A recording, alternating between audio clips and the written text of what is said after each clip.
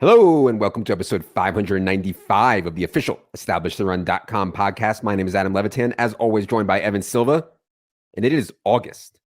We are on the cusp. We are on the precipice of peak drafting season. First preseason game is tonight. Full 3.9 inches. Evan, how's it going today? It's coming quick, isn't it? We're going to talk about our first round, our personal first round, our top 12s on this show. And I think this is a show that every year people really like. It should be a good one. Yes, agreed. One of our most popular shows. We're going to go player by player through our personal top 12, debate it a bit, talk through the pros and cons of each guy. Before we get into it, wanted to let everyone know big news. We are launching a new sport here at Establish the Run, college football. You guys know we do not attempt to cover a sport that we can't cover with the same intensity, the same quality that we cover NFL, NBA, and PGA with. And so if we don't think we can help create an edge for you, we just don't do it. So when we had the opportunity, though, to pair our team with Sean Newsham, PSU fans, and Alex Harden, Fear My Turtle, with our team for college football, had to take it. So head to the site. College football links are up right now in the same tab as preseason NFL. DFS, again, college football is alive. Establish the Run. Pretty excited about it. All right, Evan. We're going to do this half PPR. Top 12 for half PPR. This is what home league style, not best ball, not anything else. This is straight up half PPR, home league, season-long fantasy. My number one player is the consensus, the market, Justin Jefferson. Still just 24 years old, has had at least 1,400 receiving yards in all three of his NFL seasons. Absolutely insane. I also think, Evan, that this Vikings defense, I mean, they're rebuilding. Vikings defense could be real bad this year, create some wild shootouts for Kirk Cousins. You saw what happened to Justin Jefferson owners last year in week 17. He went outside to Green Bay and got shut down. It was really ugly. This year, they play the Packers again in week 17, but it's at home, which I think makes a big difference in the dome for Justin Jefferson and Kirk Cousins. So yes, Justin Jefferson for me, the chalk, my number one player. Evan, I presume you have the same. Yeah, absolutely. Last year's offensive player of the year, led the NFL in catches and receiving yards in his third NFL season. As you mentioned, plays indoors, has a reliably bankable, solid starting quarterback. The Vikings are going to struggle to rush the passer this year, and they're relying on a ton of young dudes in the secondary. A lot of guys that just don't have a lot of experience. They got Harrison Smith, but he's obviously on the back nine. Mm-hmm. But at cornerback in particular, relying on a lot of guys with very little experience. And I'm with you. And I think that what Brian Flores, their defensive coordinator, is going to have to do is he's going to have to blitz a lot and lean heavily on those defensive backs. I think he could absolutely get ugly. And this is going to be a shootout team. Last year, they finished number 9 in scoring. I think they can get higher this year. Justin Jefferson is their obvious offensive focal point. They're going to need to be higher than 9th, I think, in order to win games. And they're going to need to be higher than 9th in scoring in order to win games. This defense is going to be a liability, like Evan alluded to. Number 2, I am also going with the consensus, Jamar Chase. Not too worried about the Joe Burrow calf thing. One thing we saw last year with Jamar Chase was he really took a leap forward in terms of earning targets. He saw a target on 26% of his routes in 2022. He was only at 21% in 2021, and that led to a big boost in raw targets. I mean, Jamar Chase was up at 11 targets per game last year, actually 11.1. In 2021, he was only at 7.5. Now, I do have Jamar Chase number 2. I have seen some people take Jamar Chase at 1, and I think it's because in week 17, the Bengals play the Chiefs. Obviously, that's an incredible spot and environment for Jamar Chase in Fantasy Championship week to be playing the Chiefs. I don't think the spot is that much better than Justin Jefferson's spot where I would take Jamar Chase over him, but I don't think it's a crazy idea to consider. Evan, I believe you also have Jamar Chase at number 2 overall. Any more thoughts there? And what do you think about him versus J. Jeff at the top? I have Justin Jefferson by a decent margin. I mean, I think that there's just a clear-cut 1.01 this year.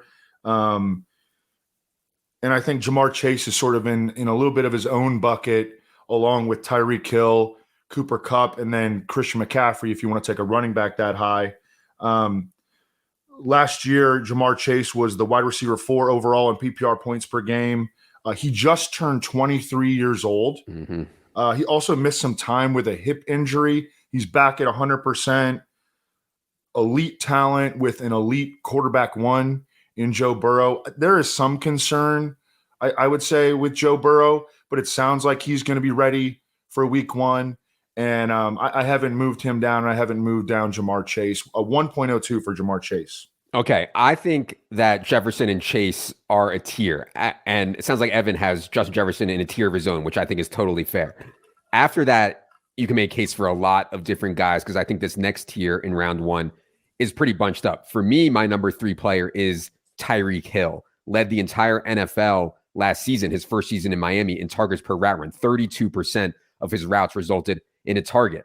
He also had an average depth of target of 12.5 yards. I mean, you don't see that. 32% targets per route run and 12.5 yards down the field. Amon-Ra St. Brown, Cooper Kupp, Drake London, they were all earned targets at a similar rate, but their ADOTs are just so much lower. I like starting wide receiver in round 1 where I can, even in half PPR. And so for me, Tyreek Hill at number 3. Evan, go ahead on your number 3 ranked player.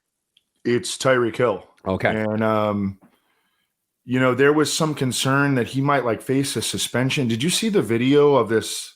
The boat dock, yeah. Yeah, he didn't really do anything. I mean, yeah, I think he's going to be I don't think there's going to be a suspension. Yeah. Yeah. So last year he goes to Miami and people were worried about him. He goes on, he sets career highs in targets, catches, and yards in his first season with the Dolphins. We know he's just an absolutely insanely explosive player. We love Mike McDaniel.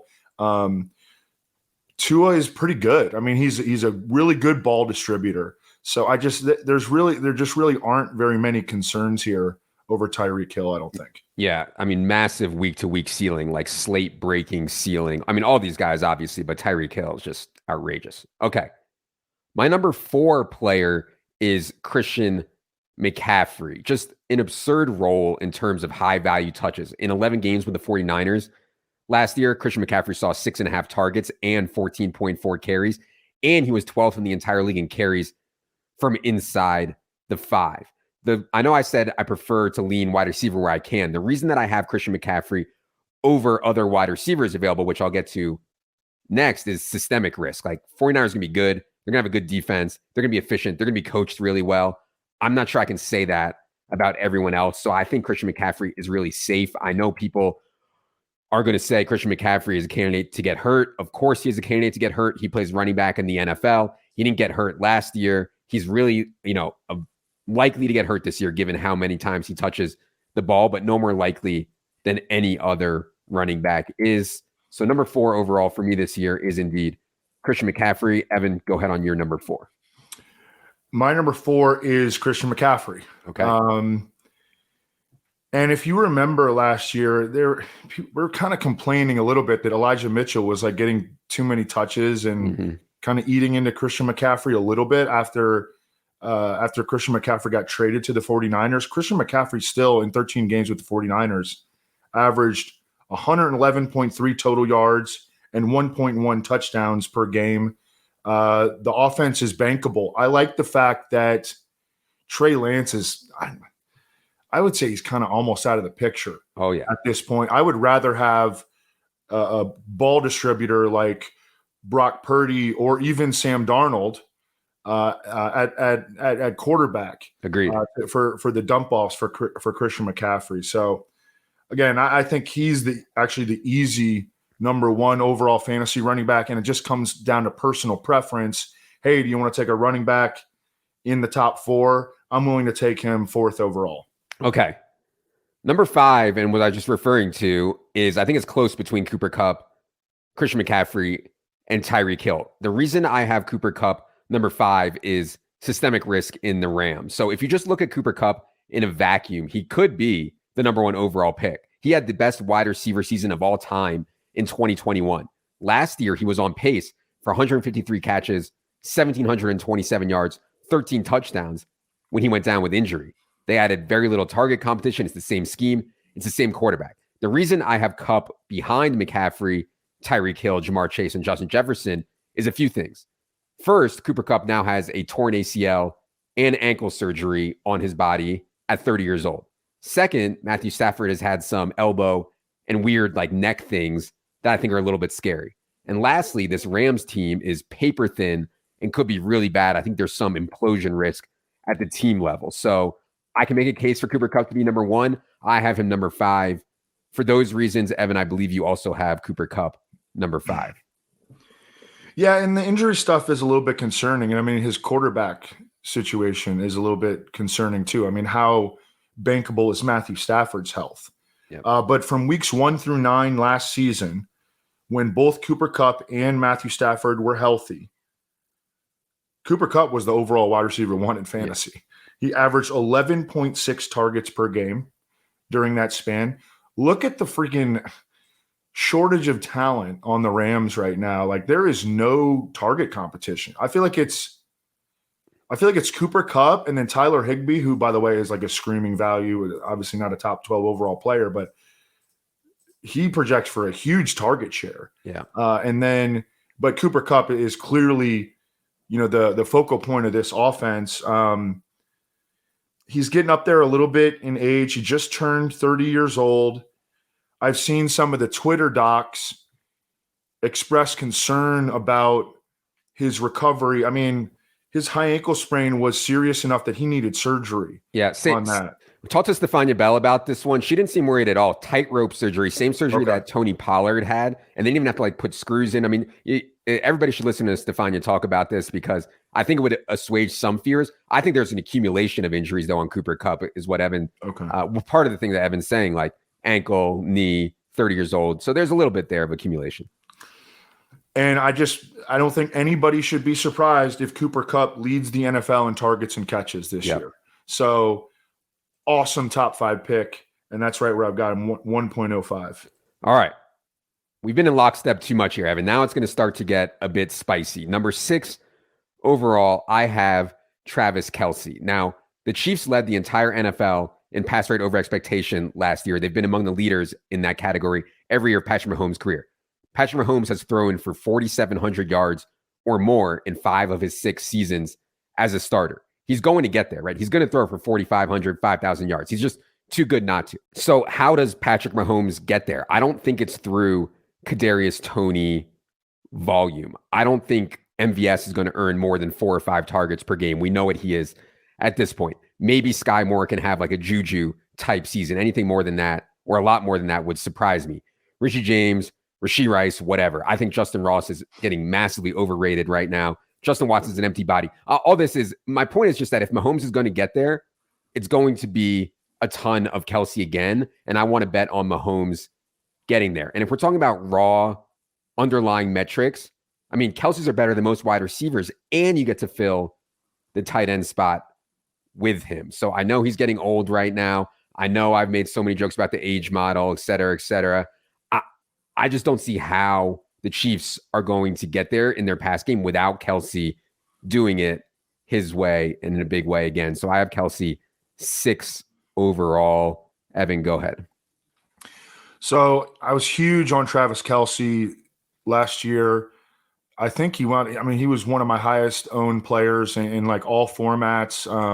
You could do the Kelce Mahomes stack like easily last year. It was wild.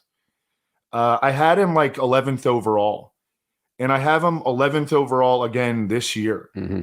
And I feel like the field like got higher on Travis Kelce as he got a year older, and he turns 34 in October. Now he outscored the overall tight end 1 last year. Obviously was Travis Kelce. The overall tight end 2 was TJ Hawkinson.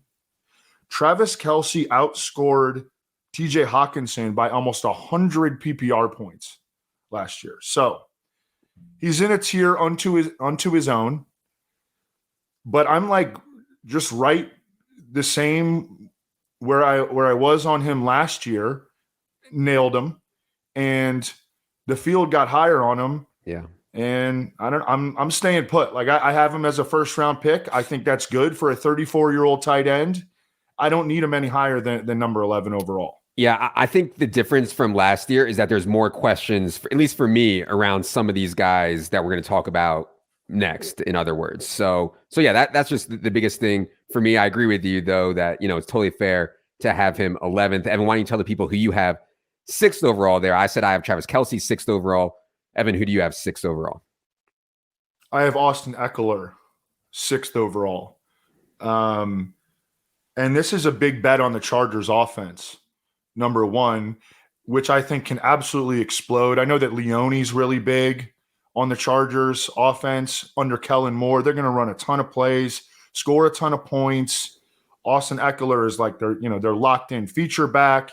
He's so good around the goal line. He scored a million touchdowns over the past couple seasons. Awesome receiving back. Now, I think that there is some concern with the Chargers potentially going more vertical. Could that cut into Austin Eckler's targets a little bit? I think that we're over analyzing if we're really going to worry about that. I mean, I think that this is a pretty simple one. Austin Eckler locked in 1.06 pick. Yes, I have Austin Eckler 7th overall as we move on here for a lot of the same reasons why I have McCaffrey so high.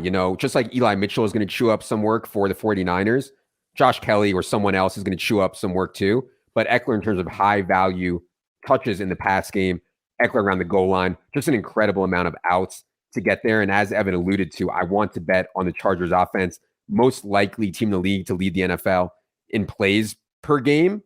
Thorne's number 5, offensive line. Kellen Moore, I think, knows where his bread is buttered. The reason that I don't have Eckler higher is because I think some of the splits with Keenan Allen on the field haven't been great for Eckler as a receiver. And obviously they added Quentin Johnston now too. So like the target competition starts to get pushed down a little bit. But from a projection standpoint, even once you do that, Eckler is still just so outrageous. So yeah, Austin Eckler, number 7. Did you give your number 7 yet, Evan? My number 7 is Stephon Diggs. Okay. And his first season in Buffalo, he crushed it. His second season, he took like a fairly large step back in terms of yards per route run, and it was somewhat concerning. He bounced right back last year. He's been a little bit more up and down on a game-to-game basis than you might like, but that just happens to be the case for like most even wide receiver ones. I mean, that's the nature of the wide receiver position.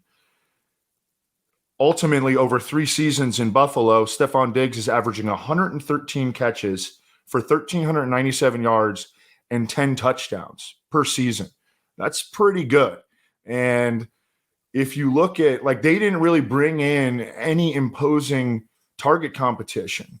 So Stephon Diggs is locked in as Josh Allen's wide receiver 1, and I have Josh Allen as the overall quarterback 1 entering this season in fantasy. The one dude that they brought in, obviously, was Dalton Kincaid, who they traded up for in the first round. A tight end who I think is not going to be a full-time player. I think that he will give them some big plays in the seam over the course of the season. But I think that Dawson Knox is going to play more snaps, actually, than Dalton Kincaid. I think as the season progresses and maybe like late in the season, Dalton Kincaid, his role will grow. But I think that initially he's going to be largely a rotational player. I think Stephon Diggs is going to have a huge season. And this little weird that we don't even know, doesn't seem like anybody got to the bottom of it. Yeah. That seems to be a total thing of the past. Yeah. I agree. That's nothing to worry about. I actually have Jalen Hurts ahead of Josh Allen for me. Sounds like Evan is slightly higher on this Bills pass game, but I do have Steph Diggs number 8 overall. For me, I do think Steph Diggs is the last part of a tier. In other words, I want to have a top 8 pick this year. Like I said, I have Justin Jefferson and Jamar Chase in their own tier. Then the next 5 guys, Tyreek, CMC, Kupp, Kelce, Eckler, Diggs, all pretty close. After Diggs I think is a bit of a teardrop. One thing I would say about Diggs is I thought Josh Allen's elbow issue last year really hurt Steph Diggs in the second half of the year. First 8 games, Diggs, 60 catches, 857 yards, 7 touchdowns. Final 8 games, only 48 catches, 572 yards, 4 touchdowns. So I think that elbow thing is good. Diggs is just too good to fail. You can go back and listen to the Matt Harmon pod. I mean, Diggs is just too good to fail. I have him 8th overall. Evan, who do you have 8th overall? CeeDee Lamb, who had that huge third-year breakout last season, 156 targets, 107 catches, 1,359 yards, 9 touchdowns. For a long time, Larry Fitzgerald was the best power slot receiver in the NFL. I think that CeeDee Lamb is now the best power slot receiver. I think you could maybe build a case against CeeDee Lamb because Michael Gallup is going to be healthier, and they added Brandon Cooks, and apparently Brandon Cooks has looked really good so far early in camp. But I think that Dak Prescott and CeeDee Lamb have this on-field chemistry. CeeDee Lamb runs super high percentage routes, and I think he's a baller, and the arrow is pointing up on his game. I mean, he's gotten better every season. It's been tough for me on CeeDee Lamb to parse between him, Amon-Ra, Devontae Adams, A.J. Brown. I have really nothing bad to say about CeeDee Lamb, but I don't have him in my top 12 right now. My number 9 overall player is Bijan Robinson. Falcon used the number 8 overall pick on just an absolute elite running back prospect. I think the Falcons project as the NFL's most run-heavy team this season. They were right there with the Bears last year, but I think they might be the most run-heavy team this year. Last year, like I said, they were the second most. Top 10 offensive line with talent to get even higher, I think. And a healthy Bijan is like a stone-cold lock for 300-plus touches in an offense which saw Tyler Algier get 4.9 yards per carry, Cordero Patterson get 4.8 yards per carry, even though the defense knew what was coming. I mean, the defense knew what was coming. These guys were still outrageously efficient. Obviously, they're not as good as Bijan. Perhaps more importantly, Falcons have the second softest schedule in the entire league behind only the Saints. I think winning 8 or 9 games is the likeliest outcome here for the Falcons, and it's going to be through Bijan. Now, there's certainly concerns. Arthur Smith has shown he doesn't care. Like, he doesn't care who his best players are. He doesn't care about getting his best players the ball. He doesn't care about modern NFL offenses. It's a concern for sure. Like, I actually think Arthur Smith might be a good coach in the NFL, but for fantasy, it's a concern. That said, I think the Bijan Robinson profile, outlook, team scheme is just absolutely dominant. He is my guy at number 9. I don't believe Evan even has him in his top 12.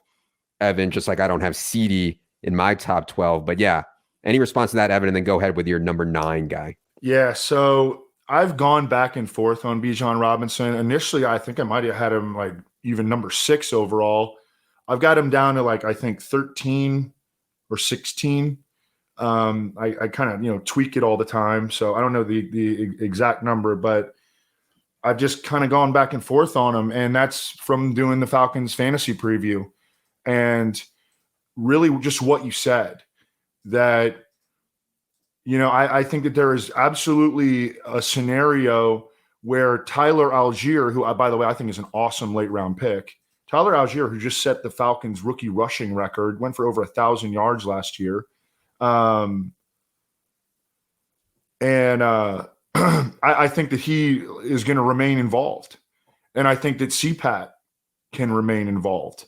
And over the course of time, betting on running backs attached to quality quarterbacks has been a winning strategy. And I don't know what to think about Desmond Ridder. And Bijan Robinson is an awesome receiving back.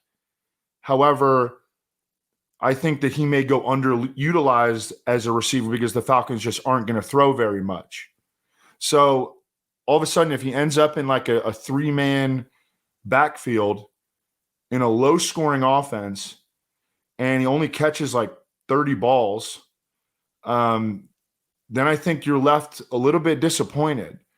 And so I get the upside case for Bijan Robinson, big time. I mean, absolutely trust the running scheme there. Trust Arthur Smith to run the ball with extreme volume. We talked about it on the offensive line podcast with Brandon Thorne. They're going to kick ass in the trenches. Mm-hmm. This is a super physical offensive line.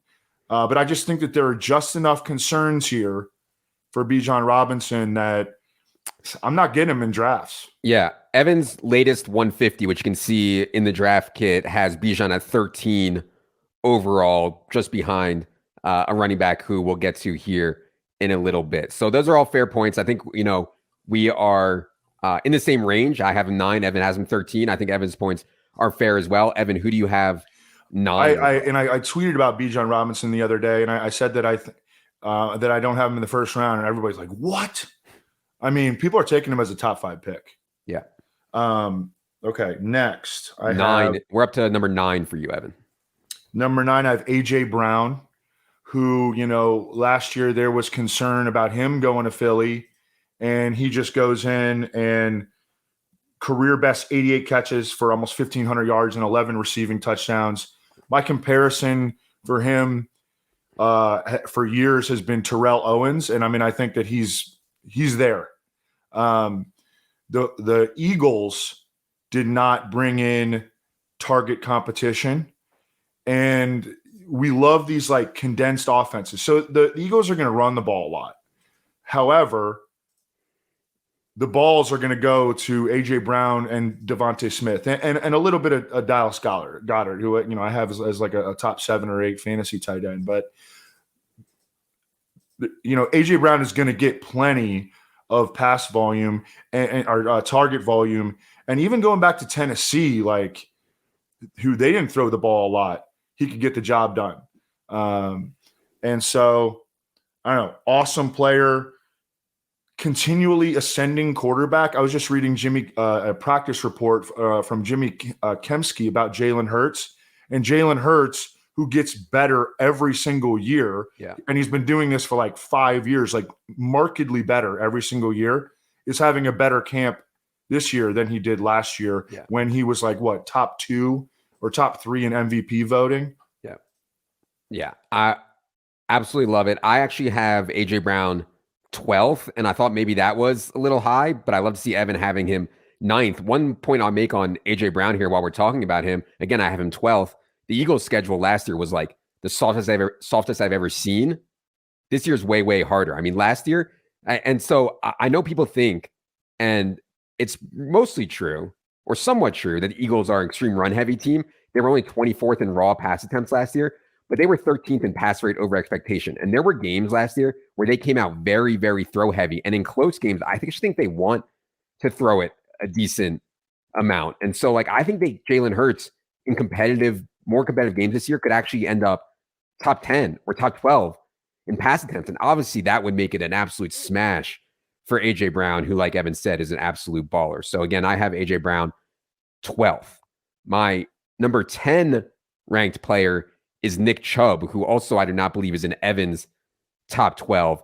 Nick Chubb, I'm not going to overthink this. You can go back and listen to our podcast with Dwayne McFarland. We talked a bunch about Nick Chubb there. The second most efficient runner in the history of the NFL, now rid himself of Kareem Hunt, and his only backup is Jerome Ford. Top 3 offensive line. I think Nick Chubb can do a little bit better in the pass game, but even if he doesn't in half PPR, the touchdown expectation and the rushing yardage expectation, I mean, I know Evan said it a bunch. I mean, Nick Chubb is the favorite to lead the NFL in rushing yards this year. I think he's going to score a ton of touchdowns also. So my number 10 in half PPR is indeed Nick Chubb. Evan, who do you have at 10 overall? 8. I hate that I'm lower than you on Nick Chubb because, I mean, I bet him to win Offensive Player of the Year. Yeah, me too. I got that one too. Yeah. Yeah. Do we get that at 40-1? Yeah, I think I have 40 or 45, something like that. Yeah. That's awesome. Love it. Shoot, I might have to move him up. All right, I'm at 10. I got Devontae Adams at number 10. And last year I was like a little bit down on him, and he goes to the Raiders and he leads the NFL in receiving touchdowns, and he gets the most targets of his entire career, 180 targets. They're just drawing up plays for him. He was a little bit boom or bust. He had some like legit bad games last year, but he also just had freaking monster games. The dude is not slowing down at all. Really no concern at this point, I don't think, about the Jimmy Garoppolo foot stuff. The target competition has largely been reduced from last year. Darren Waller's gone. I think that it's clear that Hunter Renfrow seems to not be a Josh McDaniels guy. They did bring in Jacoby Myers, but Jacoby Myers is kind of like, a little bit above replacement level slot possession type receiver. Davante Adams is going to dominate targets again, make a ton of big plays. And, I think he belongs in the top 10. So the reason I don't, and I've gone back and forth in this, I've had Davante Adams in my top 10. I've taken him in the first round. Now I don't have him there. The reason I've gone back and forth is I have this feeling, I don't have much data to back it up, that Jimmy Garoppolo will not put them in as many shootouts as Derek Carr did. They get into more wild games with Derek Carr. I'm just curious, Evan, how you think about Carr versus Garoppolo for Davante Adams. That's a fair question. And I would just say that it's kind of a wash. That would be my take. I've thought about that. How are Jimmy and Davante Adams going to riff? I mean, because I was concerned that Derek Carr and Davante Adams might not riff last year, but they absolutely did. And I think it's a wash. I think that Derek Carr and Jimmy Garoppolo are in the same tier of quarterback. Okay. My number 11 player is Amon-Ra St. Brown. Played hurt, I thought, a ton of last year. Played through it a ton and still caught 106 balls in 16 games. Also, last year, he was tackled inside the 5-yard line, a league-high, outrageous amount of times, helping lead Jamal Williams to Evan's 100-to-1 hit in terms of touchdowns from a rushing perspective. I mean, now TJ Hawkinson is gone for the whole year. I know they have Sam Laporta, but Jameson Williams still isn't ready. You just get so many targets locked into your team with these Amon-Ra starts. And so at the back of this first round, I feel like it's pretty safe, especially in full PPR, but also in half PPR too, to just be like, listen, I'm going to take this guy who's going to get every game 8, 9, 10, 11, 12 targets. Amon-Ra for me, number 11 overall. Evan, who do you have at 11 overall? I have Travis Kelce, who we already talked about. Okay. Amon-Ra St. Brown locked into that slot receiver job with Jared Goff, where, he used to throw to Cooper Kupp. Jared Goff is a really good passer over the middle of the field. So that chemistry was clearly there really 2 years ago. You remember he had that monster finish. They developed this chemistry. There were some other dudes out, and Jared Goff was just peppering Amon-Ra with targets. It obviously carried over into this past season. The comparison, he's one of the toughest players in the league, Amon-Ra St. Brown. The comparison that I make to him historically is Hines Ward. Mm-hmm. Just an absolute stud slot receiver. Okay. I have Kelce at 11, who we already talked about. Yep. And I have AJ Brown at 12, who I already talked about and Evan already talked about. So what's left here is someone who is not in my top 12. Evan, who is your number 12 overall player? My number 12 is Saquon Barkley. Brian Daboll's first season, 295 carries, 1,312 rushing yards, 10 rushing touchdowns, 57 catches. I think that has room to grow. And he also had 0 receiving touchdowns. So I think that he can positively regress to the mean in that statistical category. Not worried about the contract stuff anymore. That's been resolved. What are your thoughts on Nick Chubb versus Saquon Barkley straight up? Obviously, you have Chubb ahead of Barkley. I think that Nick Chubb's week-to-week consistency will be better and his touchdown expectation is better, but I would consider Saquon, Bijan, and Chubb all in the same tier of running back picks effectively, And so when you're drafting, if you want to start RB, which I don't like to do, but if you wanted to start RB, you might be able to start with 2 out of those 3 guys, like a Saquon Chubb start or a Bijan Barkley start or something like that. And I certainly don't hate that. It's just not the way I like to draft. But yeah, I think all 3 of those guys are in the same tier for me. All right. We said it all on our round 1 personal player-by-player top 12s. Hope you guys enjoyed this. To see Evan's full top 150, be sure you have Draft Kit or Draft Kit Pro to see our rankings for all formats. We have 24 rankings up, which come from me and the projections team and everybody else. Evan's opinions are factored in as well. You need Draft Kit Pro to see the best ball, Dynasty, redraft as part of regular Draft Kit. that's going to do it for today. Hope you guys have enjoyed all the pods this week and last week. Gotten so much positive feedback. Really, really appreciate all the kind words from everyone out there. For producer Luke, for Evan, I am Adam. Good luck, everybody.